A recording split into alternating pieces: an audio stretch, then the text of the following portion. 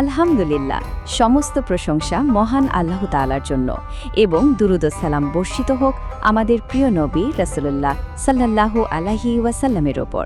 প্রিয় মুসলিম ভাই ও বোনেরা, আজকের এই অত্যন্ত গুরুত্বপূর্ণ আলোচনায় আপনাদের সবাইকে হৃদয় থেকে স্বাগত জানাচ্ছি।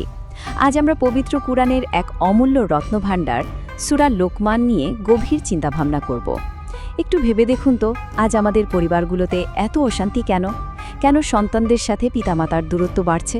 কারণ আমরা সেই ঐশী প্রজ্ঞা বা হিকমা থেকে দূরে সরে গেছি, যা শতাব্দীর পর শতাব্দী ধরে সুন্দর ও সুশৃঙ্খল পরিবার গঠনের পথ দেখিয়েছে। আজকের এই তাফসির এবং বিশ্লেষণে আমরা দেখব কিভাবে মহান আল্লাহ তাআলা একজন পিতা ও সন্তানের মধ্যকার কথোপকথনের মাধ্যমে আমাদের পুরো জীবনের জন্য একটি নিখুঁত গাইডলাইন দিয়েছেন। চলুন নিজেদের অন্তরকে প্রস্তুত করি এবং সরাসরি কুরআনের এই আলোতে প্রবেশ করি।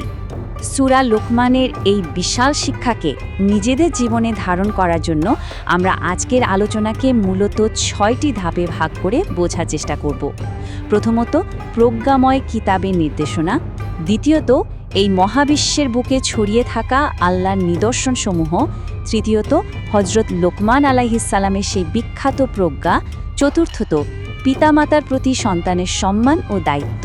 পঞ্চমত, একজন মুমিনের নৈতিকতা, বিনয় ও চরিত্র।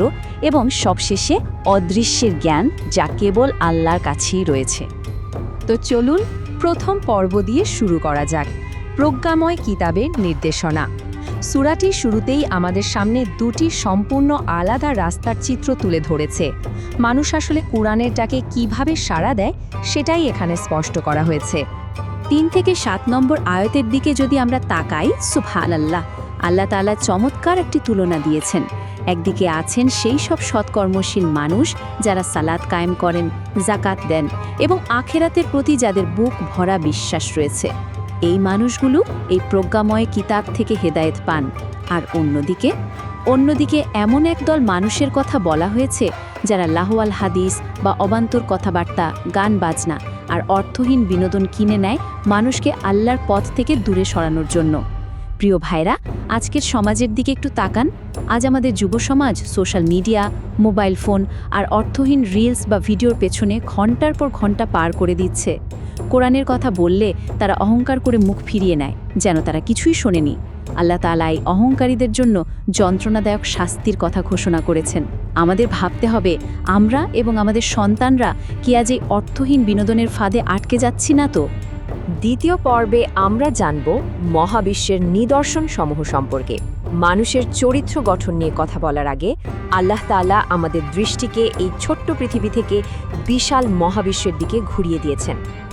আল্লাহু আকবার। ১০ নম্বর আয়াতটি একবার গভীরভাবে উপলব্ধি করুন। আল্লাহ বলছেন, তিনি এই বিশাল আকাশমণ্ডলী সৃষ্টি করেছেন কোনো দৃশ্যমান খুঁটি ছাড়াই। আপনি একটু খোলা আকাশের নিচে দাঁড়িয়ে ভেবেছেন কখনো?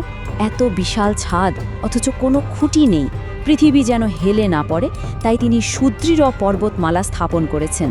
চারদিকে ছড়িয়ে দিয়েছেন অসংখ্য বিচিত্র প্রাণী। আর আকাশ থেকে রহমতের বৃষ্টি বর্ষণ করে জোড়ায় জোড়ায় কল্যাণকর উদ্ভিদ সৃষ্টি করেছেন। এসব কি এমনি এমনি হয়ে গেছে? কখনোই না। এগুলো হলো এক মহাশক্তিমান ও প্রজ্ঞাময় স্রষ্টার নিখুঁত ডিজাইনের প্রমাণ। যারা এত সব নিদর্শন দেখার পরও আল্লাহকে অস্বীকার করে, তারা আসলে কতটা অন্ধ, তাই না? আর সেই মহান স্রষ্টার জ্ঞান ও ক্ষমতা কতটা বিশাল তা বোঝাতে ২৭ নম্বর আয়াতে এমন একটি কথা বলা হয়েছে যা শুনলে শরীর শিউরে ওঠে। আল্লাহ বলছেন, পৃথিবীর বুকে যত গাছপালা আছে তা যদি কলম হয়ে যায়, আর এই বিশাল সমুদ্রের পানি যদি কালি হয় এবং তার সাথে আরও ৭টি সমুদ্রও যদি যোগ করা হয়, তবুও আল্লাহর বাণী, আল্লাহর গুণগান আর তার জ্ঞান লিখে শেষ করা যাবে না। সুবহানাল্লাহ! আমাদের জ্ঞান কতটা ক্ষুদ্র আর আমাদের রবের মহিমা কতটা বিশাল। সেই অসীম ক্ষমতার মালিককে ভুলে আমরা দুনিয়ার মোহে কিভাবে মত্ত থাকি? মহাবিশ্বের এই বিশালতা উপলব্ধি করার পর তৃতীয় পর্বে আমরা প্রবেশ করছি এক অত্যন্ত আবেগঘন এবং অন্তরঙ্গ পরিবেশে। আর তা হল হযরত লোকমান আলাইহিস সালামের প্রজ্ঞা এবং তার সন্তানের প্রতি দেওয়া অমূল্য উপদেশ। হযরত লোকমান কোনো নবী ছিলেন না, বরং তিনি ছিলেন এমন একজন নেককার বান্দা যাকে আল্লাহ হিকমা বা গভীর প্রজ্ঞা দান করেছিলেন। আর এই প্রজ্ঞার মূল নির্যাস কি জানেন? তা হল আল্লাহর প্রতি কৃতজ্ঞতা বা শুকরিয়া আদায় করা। 12 নম্বর আয়াতে আল্লাহ বলছেন, যে ব্যক্তি শুকরিয়া আদায় করে সে মূলত নিজের কল্যাণের জন্যই তা করে, আর যে অকৃতজ্ঞ হয় জেনে রাখা উচিত আল্লাহ অভাবমুক্ত এবং প্রশংসিত। আপনি যদি আল্লাহর দেয়া নিয়ামতের শুকরিয়া আদায় না করে অহংকার করেন, ক্ষতিটা আল্লাহর নয়, সম্পূর্ণ আপনার নিজের। এই বিনয় আর কৃতজ্ঞতাই হল প্রকৃত জ্ঞানের শুরু। এবার আসুন সেই দৃশ্যপট কল্পনা করি। একজন স্নেহশীল পিতা তার আদরের সন্তানকে কাছে বসিয়ে জীবনের সবচেয়ে গুরুত্বপূর্ণ শিক্ষাটি দিচ্ছেন। তিনি বলছেন, ইয়া বুলাইয়া, হে আমার আদরের সন্তান, আল্লাহর সাথে কাউকে শরিক করো না, কারণ শিরক হল সবচেয়ে বড় জুলুম, মহা অন্যায়। প্রিয় উপস্থিত সুধী, একবার নিজেদের দিকে তাকাই তো। আমরা আমাদের সন্তানদের ডাক্তার, ইঞ্জিনিয়ার বানানোর জন্য কত শত উপদেশ দিই, কিন্তু কখনো কি লোকমান আলাইহিস সালামের মতো এত মায়া নিয়ে কাছে বসিয়ে বলেছি, বাবা, জীবনে যাই করো কখনো আল্লাহর সাথে শরিক করো না, আল্লাহকে ভুলে যেও না? যদি আমাদের পরিবারগুলোতে এই তাওহীদের শিক্ষা না থাকে, তবে দুনিয়ার সব সার্টিফিকেট অর্জন করেও আমাদের সন্তানরা আখেরাতে ধ্বংস হয়ে যাবে। তাওহীদের পর চতুর্থ পর্বে অত্যন্ত চমৎকারভাবে একটি বিষয় যুক্ত করা হয়েছে, আর তা হল পিতামাতার প্রতি সম্মান ও অধিকার। আল্লাহর হকের পরই বান্দার হকের মধ্যে সবচেয়ে বড় হক হল পিতামাতার হক। 14 নম্বর আয়াতে মায়ের যে অবর্ণনীয় কষ্টের কথা বলা হয়েছে, তা পড়লে চোখের পানে ধরে রাখা যায় না। আল্লাহ বলছেন, মা তার সন্তানকে কষ্টের পর কষ্ট সহ্য করে গর্ভে ধারণ করেছেন এবং 2 বছর ধরে বুকের দুধ পান করিয়েছেন। মৃত্যুর ঝুঁকি নিয়ে একজন মা তার সন্তানকে পৃথিবীর আলো দেখান। এজন্যই আল্লাহ নির্দেশ দিয়েছেন, আমার প্রতি কৃতজ্ঞ হও এবং তোমার পিতামাতার প্রতিও। অথচ আজ আমাদের সমাজে কি দেখছি? একটু বড় হয়ে 2 টাকা রোজগার করতে শিখে সন্তানরা পিতামাতার মুখের ওপর কথা বলছে, তাদের বৃদ্ধাশ্রমে পাঠাচ্ছে। যে মা নিজের রক্ত পানি করে আপনাকে বড় করলেন, তাকে অবজ্ঞা করে আপনি কিভাবে আল্লাহর রহমতের আশা করেন? তবে ইসলাম অন্ধ অনুসরণের ধর্ম নয়। এখানে একটি সূক্ষ্ম সীমারেখা টেনে দেওয়া হয়েছে। পিতামাতা যদি এমন কোনো নির্দেশ দেয় যা আল্লাহর অবাধ্যতার দিকে নিয়ে যায়, অর্থাৎ শির করতে বাধ্য করে, তবে সেই ক্ষেত্রে তাদের কথা মানা যাবে না। স্রষ্টার অবাধ্য হয়ে কোনো সৃষ্টির আনুগত্য করা যাবে না। কিন্তু তাই বলে কি তাদের সাথে খারাপ আচরণ করা যাবে? না। আল্লাহ বলছেন, দুনিয়ার জীবনে তাদের সাথে সদ্ভাবে, ভালোবাসার সাথে বসবাস করো। মতের অমিল থাকলেও তাদের প্রতি সম্মান বজায় রাখতে হবে। এটাই ইসলামের সৌন্দর্য। এরপর লোকমান আলাইহিস সালাম তার সন্তানকে আল্লাহর ভয় বা তাকওয়ার এমন একটি উদাহরণ দিচ্ছেন, যা শুনলে আমাদের অন্তর কেঁপে ওঠা উচিত। তিনি বলছেন, হে আমার সন্তান, তোমার কোনো কাজ বা আমল যদি একটি ছোট্ট সরিষার দানা পরিমাণও হয়, আর তা যদি কোনো বিশাল পাথরের ভেতরে লুকানো থাকে, কিংবা মহাকাশে বা মাটির গভীর তলদেশেও লুকিয়ে থাকে, আল্লাহ কিয়ামতের দিন ঠিকই তা বের করে আনবেন। সুবহান আল্লাহ। আজকের যুব সমাজ যারা দরজা বন্ধ করে মোবাইল ফোনের স্ক্রিনে অন্ধকারের মধ্যে গুনাহে লিপ্ত হচ্ছে আর ভাবছে কেউ দেখছে না, তাদের জানা উচিত আল্লাহর চোখ ফাঁকি দেওয়ার কোনো উপায় নেই। তিনি সূক্ষ্মদর্শী, তিনি সব জানেন। এই একটি আয়াত যদি আমরা অন্তরে গেঁথে নিই, তবে আমাদের দ্বারা কি আর কোনো পাপ করা সম্ভব? তাওহীদ এবং তাকওয়ার ভিত মজবুত করার পর 5ম পর্বে লোকমান আলাইহিস সালাম তার সন্তানকে দিচ্ছেন ব্যক্তিগত চরিত্র গঠনের এক দারুণ চেকলিস্ট। ঈমান তো শুধু অন্তরের বিষয় নয়, এর প্রকাশ ঘটবে আমাদের আচরণে। 17 থেকে 19 নম্বর আয়াতগুলো যেন একজন মুমিনের লাইফস্টাইল। লোকমান বলছেন, হে বৎস, সালাত কায়েম করো, মানুষকে সৎ কাজের আদেশ দাও এবং মন্দ কাজ থেকে বিরত রাখো। আর এই কাজগুলো করতে গেলে সমাজে বাধা আসবেই, তাই তিনি বলছেন, বিপদে ধৈর্য ধারণ করো। এরপর তিনি সামাজিক শিষ্টাচার শেখাচ্ছেন, অহংকার করে মানুষের থেকে মুখ ফিরিয়ে নিও না, পৃথিবীতে দম্ভ ভরে বা অহংকারের সাথে মেরুদণ্ড টানটান করে হেঁটো না, কারণ আল্লাহ কোনো দাম্ভিক অহংকারীকে পছন্দ করেন না। হাঁটার সময় মধ্যম পন্থা অবলম্বন করো। এই যে বিনয়, এই যে মাটির মানুষ হয়ে থাকা, এটাই হলো মুমিনের আসল সৌন্দর্য।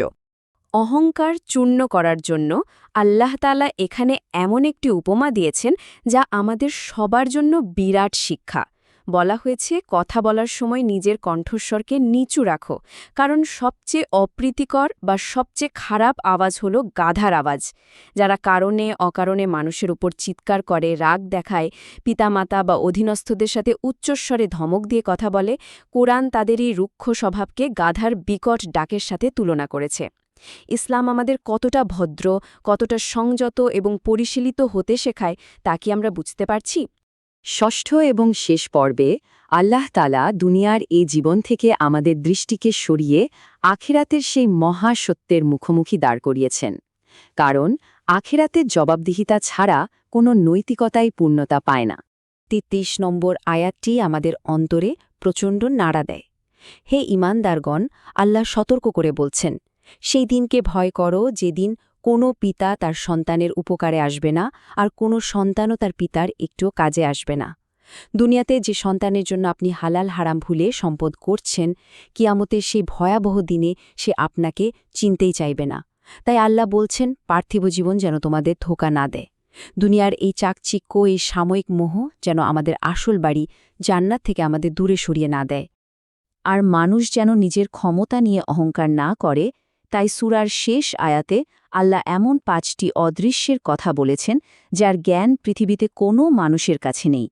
কিয়ামত কখন হবে, কখন কোথায় বৃষ্টি বর্ষিত হবে, মাতৃগর্ভের সন্তান কেমন হবে, আগামীকাল আপনি কি করবেন বা কি অর্জন করবেন, এবং পৃথিবীর কোন মাটিতে আপনার মৃত্যু হবে, এই ৫টি বিষয় একমাত্র এবং কেবল একমাত্র আল্লাহই জানেন। আমরা জানি না আগামীকাল আমাদের জন্য কি অপেক্ষা করছে। যে কোনো মুহূর্তেই মালকুল মউত আমাদের সামনে হাজির হতে পারেন।